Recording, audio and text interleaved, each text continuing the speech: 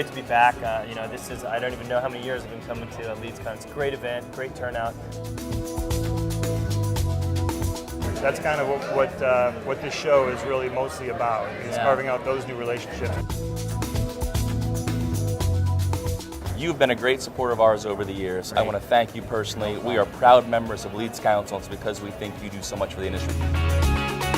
Have you been to every LeadsCon? All of them. Every single one of them. How has it changed? A little plug for LeadsCon here. I want to know what your opinion is. How it's changed, how it's helped the industry, and your take on it. You've been to every single one, for Christ's sake. I mean, come on. Yeah. Tell me. Look. This is the easiest plug ever.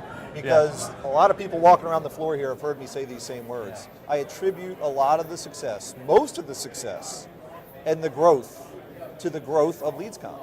So, as the world's first hot transfer provider back in the day, we found ourselves largely in between the lead buyers and the lead sellers. Yeah. But we didn't know who the buyers were and who the sellers were, nor what the value proposition was. We would do Google searches to try and find people on both sides of this equation. And then in 2007, Jay had just come off a Targus Info Summit and sent me a note saying, hey, I'm thinking about that, but instead of a customer summit around one company, I'm thinking about a broader ecosystem type trade show. And I said, sign me up, we'll be the first sponsor. Yep. And since then, what we saw in 2007 was largely dominated by the mortgage industry still. But by 2008, 2009, that has shifted, and education has really taken the scene. And I'd say these last few years has really been a multi-vertical play, and now with the birth of B2B LeadsCon, you got a whole new dimension to chase down. But look, the idea of having this nebulous cloud of performance marketing and lead gen galvanized twice a year, so that people are on stage and the networking is fantastic, and obviously the meeting rooms are always, quite busy and full of buzz.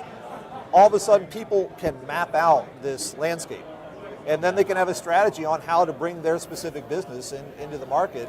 And so the ability of a company to start very quickly and blossom very quickly. I think of Lead Cloud as a company that without LeadsCon, I just can't imagine how it could have gotten so much traction so quickly.